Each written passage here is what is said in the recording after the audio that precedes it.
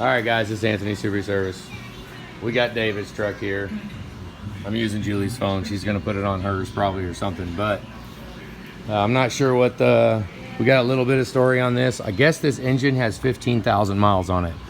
At least that's what the customer was told. Now, when you look at things like the EVP sensor and look all around where crankcase ventilation is, it's horrible. It has massive, the exhaust housing, or no, what was it? The exhaust turbine is gone. Let's walk over here and look. She gone. But look at that. It's pretty dry going into it. Okay, so the turbo went. The turbo going is independent of, go ahead and fire it up. The is it good too? Low plug still in? All right. We're running a compression test real quick, but I wanted to show this. Let's see if it'll pick it up. We've got block off stuff. We can fire these trucks without turbos on. IPR valve also shot the crap.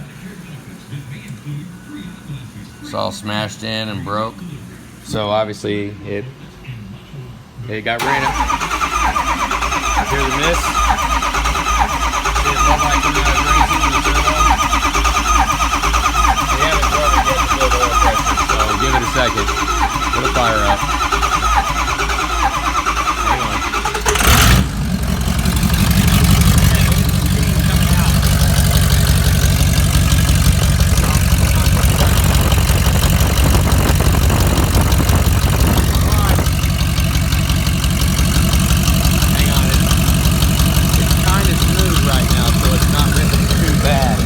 But once it does start missing, you'll see it.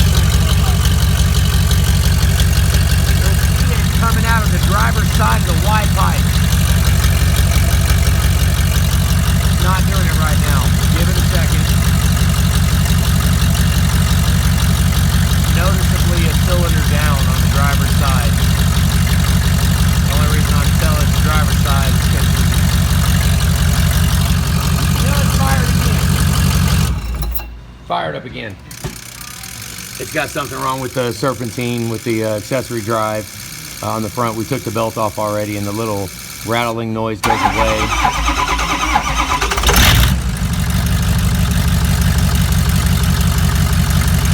Okay, so right now the injector is still compensating for the low cylinder, because here in a second it'll give up.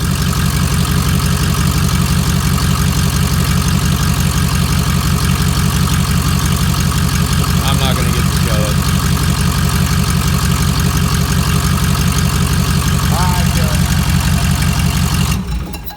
Okay, well, yeah, did you hear the little clinking as it comes to a stop? That is in the accessory drive. There's a pulley somewhere.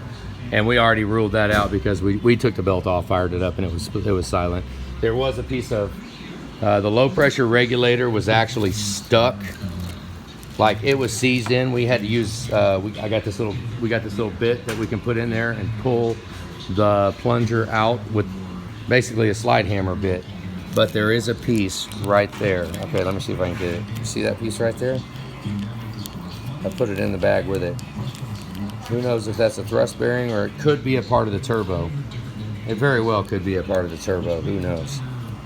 But the low cylinder, I mean, it's evident. I mean, it sucks to say it's gone. I mean, it's gone. It's cab off, engine out, rebuild time.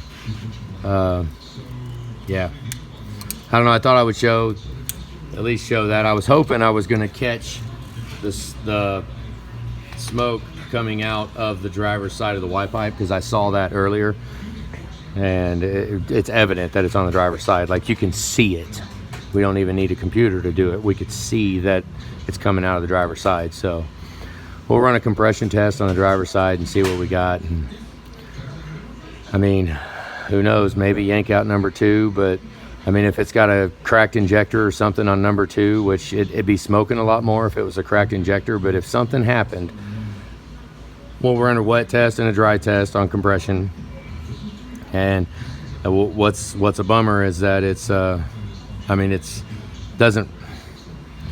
of a moot point. It'll tell us if it's upper end or lower end on the compression test. We can tell if it's rings or if it's valves, which Could be a lifter. I mean, it could be a lifter. It really could be, because it was, the turbo went and it actually ran until the engine shut off from lack of oil.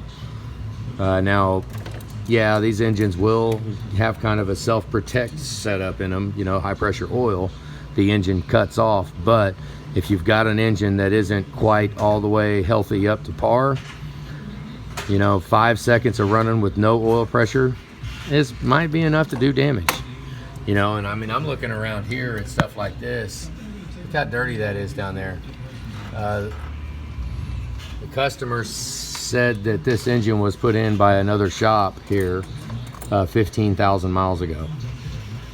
So, I mean, there's all kinds of crap all over the place. I mean, you know, but who knows? Maybe people put engines in and they don't worry about cleaning anything. They don't really care. They just shove it in the hole and call it done. But if this was, it honestly looks like a salvage engine. This is not a Ford reman. Ford reman, front cover would be painted black, or at least the short block would be painted black. And you can see the short block and the heads right down there. They're not painted at all. Definitely not 15,000 miles ago painted. So if anything, this is a salvage engine. So that sucks.